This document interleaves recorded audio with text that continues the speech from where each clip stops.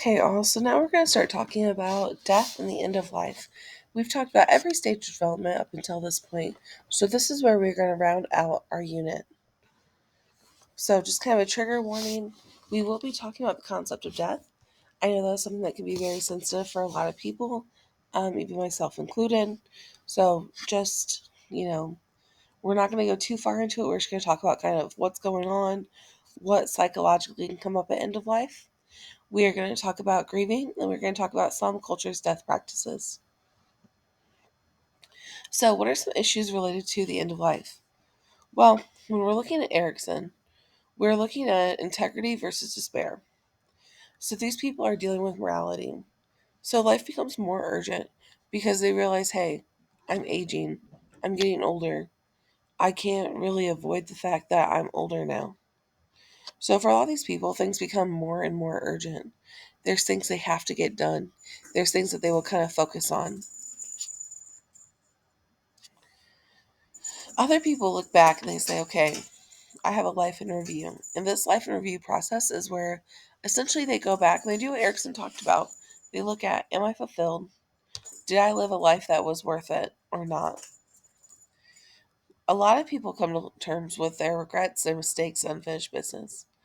So, for most people, the reason why we have that integrity versus despair, winning model is because they're saying, okay, I may have some regrets, I may have mistakes, I may have things that I didn't get to do or things I should have done, but I still had, a valid, awesome life.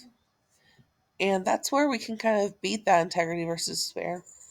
But some people look back and they can't really come to terms with that. So they don't necessarily have that wholeness, that integrity. They don't have that, fulfilled perception. They just look back and they see those mistakes, those regrets, those unfinished business, and that's where that despair comes in. So, integrity is the final completion of the identity or ego. So, once they go through that stage, referring back to Freud, their identity or ego is complete. Back to Erikson, the identity is solid. They have lived through all these experiences. They are who they are. They understand who they are. They accept who they are. And they are ready for, what happens after life. So, when it comes to death and dying, we typically hear about, the 5 stages of grief. So the person who came up with those 5 stages is Elizabeth Kubler-Ross. So what she did is she conducted extensive interviews with dying people and with their caregivers to kind of figure out, okay, what are the 5 stages of, what goes on in someone's head when they are first passing away, and second, when someone that they were close with passes away. So that's where she came up with the 5 stage progress. So first we have denial. So this is the refusal to accept the diagnosis, and typically this is going to be on the or on the patient's side. They don't want to accept that they are invincible, that there is something wrong with them, that life will end sooner than later. Next is anger. So anger with death, and there's a lot of helplessness because this person is like, hey, you know, I can't fight that. At some point, it will be my time. So a lot of people tend to get angry for a little bit. They tend to kind of like hate the world. They feel very helpless during that time, very depressed. Next, we have bargaining. So bargaining is where they tend to make deals with doctors or with even gods, depending on what their religious beliefs are, spiritual beliefs are. So when we say bargaining, they are not kind of like making a deal where like, hey, you know, give me this and like, I'll have this huge magical life force. No, what it looks like is they're saying, if they believe in a God, they're saying, please insert God, let me live longer, let me be cured of this, I'll do anything. And this is where people start to get very religious before they pass away. It's because they're usually in that kind of bargaining stage. They're saying, I'm going on to this thing that I am nervous for. It's the inevitable, but it's something that I don't even know what happens. I don't want to leave. Can you, do something for me? And that's why a lot of people tend to get religious later on in life. Next is depression. So they tend to get sad because they realize they've already lost quite a few people and that they're going to lose more during that time frame. And it starts to become that kind of coming to reality moment for them. Finally, is acceptance. So the person has accepted the inevitable and they just kind of quietly await what happens. So they know, hey, I'm going to pass on one day. And that's okay. It's normal. It happens. I lost loved ones before. And this is where they might say, maybe I'll go here with them. I'll see them again. Things like that. So, some issues with this. One, a timeline is very problematic. So, even though we can kind of decipher a timeline, and it does somewhat make sense to have each one build off the other, this is not a linear process.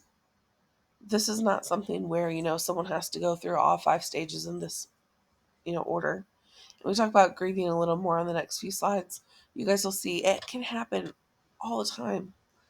So, this timeline, some people see as a bad thing because it makes people feel like they're dying in a wrong or right way. Because let's say they don't go through denial first. Maybe they immediately are depressed. Maybe they are angry or they begin bargaining, prematurely. They don't necessarily go through it in this order. Sometimes it's completely thrown off. Yes, typically acceptance is going to be the last thing, but also sometimes they will have days where they're going back and they're like, I thought I accepted this, but I really can't believe this is happening still. So it's not like, it's a linear thing where people just kind of stop once they hit acceptance and everything's fine. Sometimes they will have days where they'll fluctuate back into one of the earlier stages. So it makes people feel like they're inadequate, like they aren't, dying right, essentially. Also, it's very heavily tied to Western cultures and norms. So she did not necessarily look at, Eastern cultures. She did not look at, different places really. She just kind of kept it to, people that she had available. Which again, when you're doing a study, that's not necessarily horrible, but you have to really reference that this could be completely different for someone who lives in a different country, for someone who is not, your typical, Christian, Catholic, Caucasian person that you may study. This could be, a completely different thing. So, with that being said, each experience is going to be unique. There's no right or wrong way to get old. There's no right or wrong way to cope with death, whether you're dying or it's someone else. Death is essentially just that series of ups and downs. So, coping with grief. So, we talked about the love of the person who is passing. Let's talk about what happens to the people who are still here. So, before we even start, grief, again, just like death, there's no right or wrong way to grieve. It looks different for everyone. It is not a linear thing. It is not something where you work your way through that process and like you accept it and you never, feel that way again. One example that I really truly I heard and it stuck with me and from my experiences with grieving, it rings true is the button and the ball example. So, with this example, I want you to imagine a shoebox that has a button on it or button in it. Now, this button and this ball that's inside that shoebox, they are going to constantly make contact early on because that ball is going to be massive. That ball is taking up that whole box, right? It's huge. And that's what you're feeling whenever you first start grieving is you feel this huge, just kind of surge of emotions, just this huge response to it. It feels like kind of the end of the world. And that ball is constantly hitting that button. It is constantly triggering those feelings. Now, when time goes on, that ball starts to shrink. Obviously, if you're in a confined space with a ball and a button, and the ball is shrinking, it's not going to hit the button as much, right? But that doesn't mean it's never going to hit that button. And when the ball does hit that button, it's going to feel the exact same way. You're going to feel the same way you did on day one, but it just happens less and less as time goes on. So, in that example, what's going on with this person is they're still feeling that feeling. They're still feeling just as much hurt, love, pain, whatever they are feeling, they're still feeling that just as much. throughout time. But it just happens less and less when time goes on because we start to kind of replace memories with new memories. We start to kind of ease out of the, hey, this is my first holiday without this person. This is the first year they're gone. We start to kind of adapt to their loss. And adapting to their loss is not something to feel guilty about. It is not something to, feel like, oh, I must not love this person anymore. Because the feelings you have with that person, whether it is a friend, whether it's family, it's close family, it's someone that you barely knew, but you kind of got close to towards the end. It is, someone you just kind of looked up to and interacted with. You can still have essentially love for that person. And not to be corny, but I do like to reference kind of things that I've seen that kind of remind me of this, especially in pop culture. But if anyone else is like a huge WandaVision fan, the Marvel TV show where it talks about Wanda Maximoff and Vision, um, one of the lines that is referenced, I know it's said previously in the movies. Admittedly, I'm not a Marvel movie fan because I don't have a 3 hour attention span, but I am totally a binge watch TV show, fan. One of the lines that said is, "What is grief if not love preserving?" So what they're saying in that is that, if you're grieving for someone, there's still that connection, that love there with that person. And that's why you're feeling this way. That's why you are experiencing this, is because you are still looking at that person and you are still feeling feelings of love for that person. Whether that is, love like your best friend, love like your sibling, like your parent, like, your partner or spouse, you are still having that level of love. And that is essentially what grief is. So there's a lot of theories to grief, but what can we do to help kind of cope with grief? Well, first, grief and depression are different. All right. Grief is something that, as we said before, that ball in that box, it's going to come up and hit it all the time. Eventually, it's going to slowly come back and hit it. You're going to have these feelings. You're going to go through those 5 stages usually, but depression and grief are not the same. So, grief is kind of like, okay, most days I can do well, but when it hits the holidays, I just really struggle because I miss this person and I think about my memories with this person. That's an example of grief. Grief essentially gets better and better with time, and there's not really a medicine you can take to help it. It just kind of starts getting better because you start having more experiences. Now, depression, you can be depressed after someone passes away. You can cycle through the stages of grief and, seem to stick with depression. But depression and grief are not the same.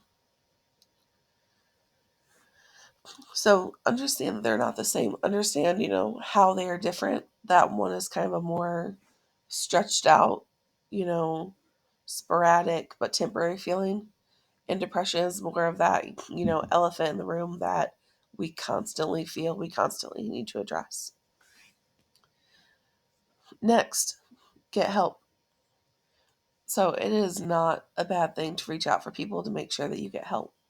There are a lot of different organizations, even here in Fort Wayne, that are more than willing to, sit down with people to help figure out, what's going on with you. Why are you feeling this way? What do you need? What kind of coping skills do you need to figure out? So it's something where, there's a lot of experience with this even here. Reach out to people, tell people, be vulnerable with people, let them know. Next, embrace your emotions. So this is a very, very big one. A lot of people just kind of shove it down. They just don't really cope with what happened. They just kind of make themselves busy because in the short term, it makes it where they can kind of get through day-to-day things. However, in the long term, they're going to be grieving a lot longer. And I will bring this up. Normally, I would kind of not mention this, but this is where some people do fall into drug use. So I mention that because a lot of people do tend to kind of not keep their emotions in check or embraced.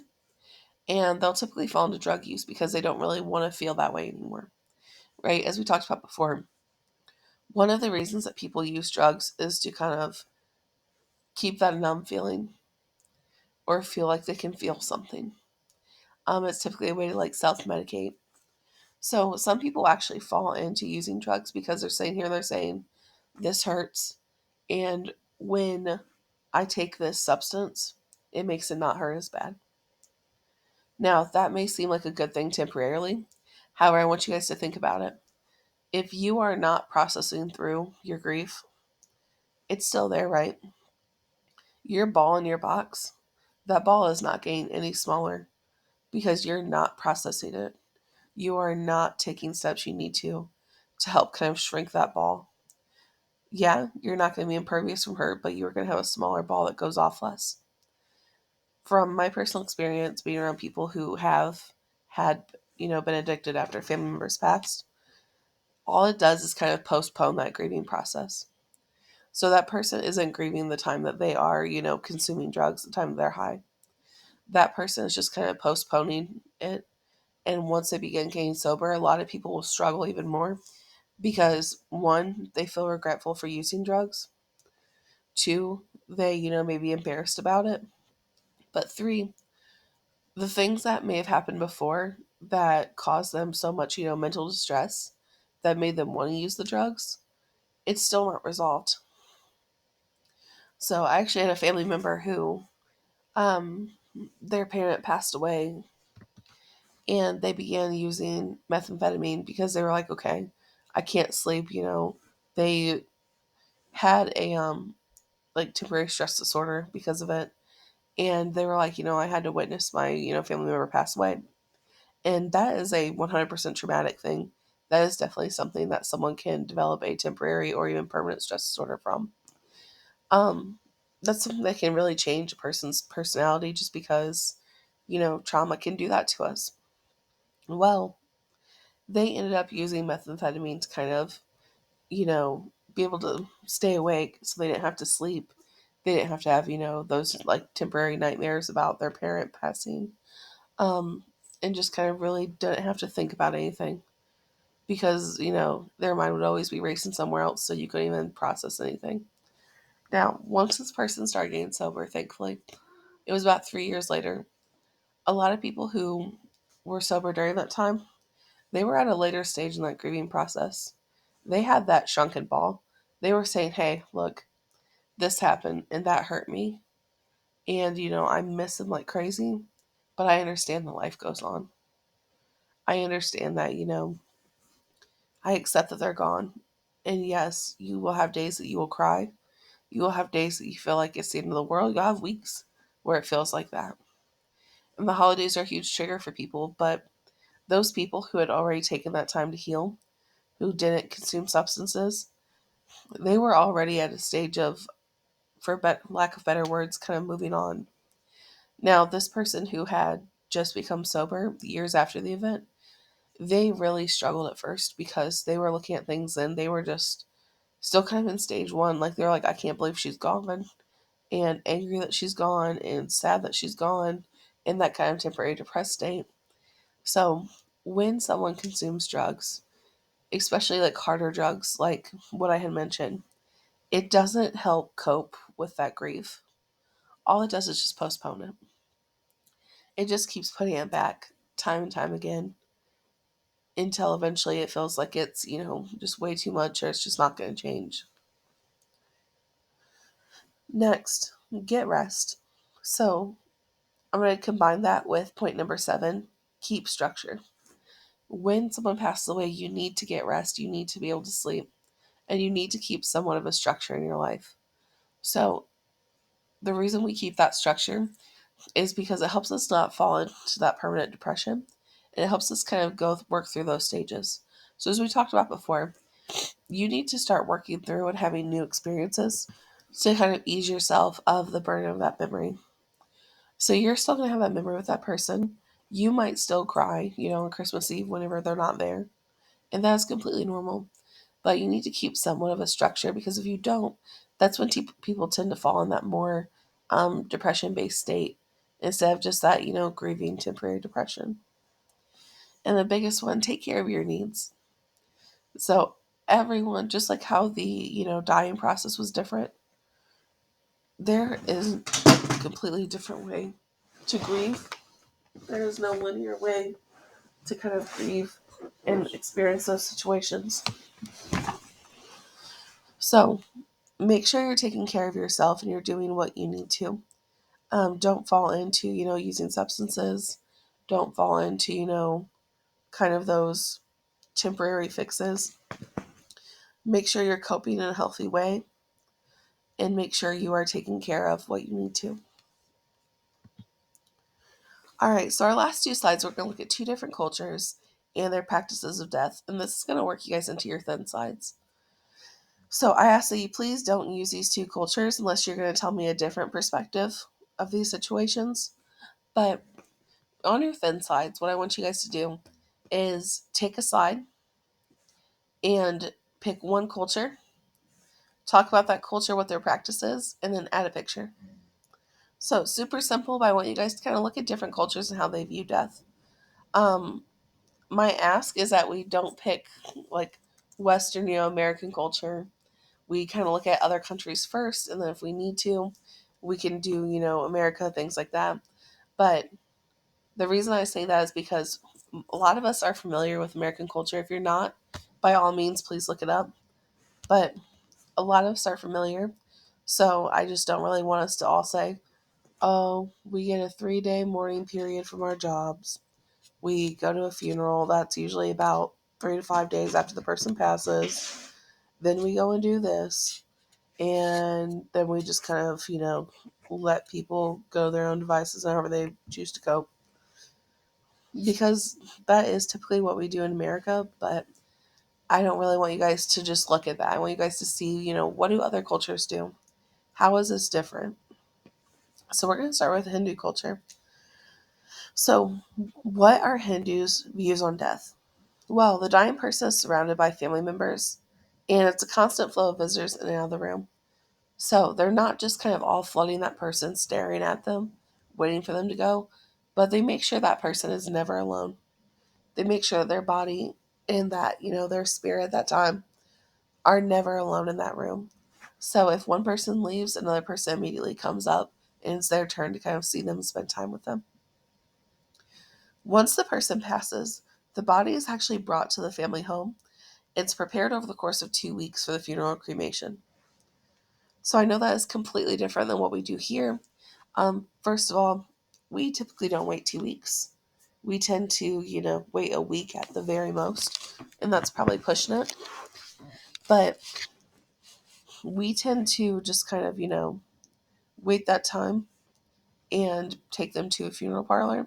The hospital, if they went to the hospital, usually a coroner will pick them up straight from there. If not, a coroner will pick them up from wherever they passed and then start the whole, process of getting them ready.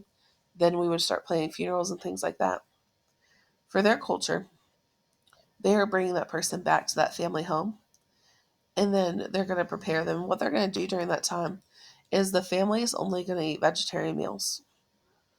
They are not going to eat meat by any means. Next, they're going to take turns washing the body, making sure the body is prepped, and then they're going to be expected to sleep on the floor of the body. So the way this looks is they would kind of set up a little area for, grandma or grandpa, and then everyone would kind of sleep on the floor like on blankets around them. So think about kind of a kindergarten nap time, but with like a very kind of dark twist to it. In Hinduism, it's believed that the dead person's soul will reincarnate either at a higher level or a lower level depending on how they lived. So for people who believe in reincarnation, if that person lived like, a good life, if they were a good person, if they were, a contributing person, they are going to go up to a higher level than human. If they did not, they are going to go to a lower level. Next, we're going to look at the Northern Cheyenne Native American tribe.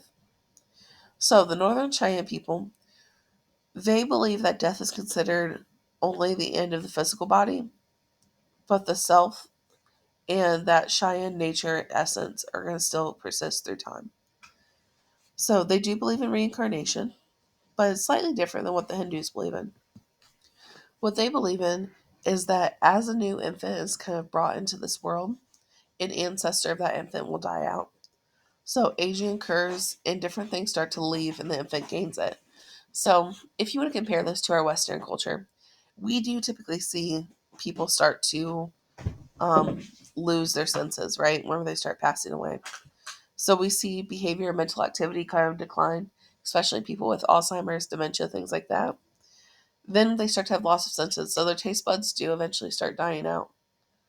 The hairs inside their ears will start dying out, or the hairs inside their nose will start dying out. Their eardrums, they're not going to be as reactive to what they used to be. So we can kind of see where this would come up. We can see why people would, feel this way or believe in this. But what they believe in is first, behavior and mental activity are going to leave and go into the new infant. So the crazy thing about this is that when babies are developed, the brain and spinal cord are actually developed pretty early on, meaning that it's very, very important to take care of, that developing fetus to, be aware early on that you are pregnant so you can make, positive changes. But what is going on with that is they're saying, okay, if that behavior, that mental activity is kind of like leaving this person, that means that this pregnant person over here, that their baby is actually developing that first. So it's kind of ironic that, the brain and spinal cord are one of the first few things that are kind of starting to be developed. Everything stems off that. Because even without knowing that, that's still the belief that these people had. So it's very, very intriguing. Next is the sense or the loss of senses. So taste, sight, smell, touch, all of that starts to kind of slowly dissipate. Third, we have loss of consciousness. So the consciousness, like your ability to, stay awake, be alert, be aware of things.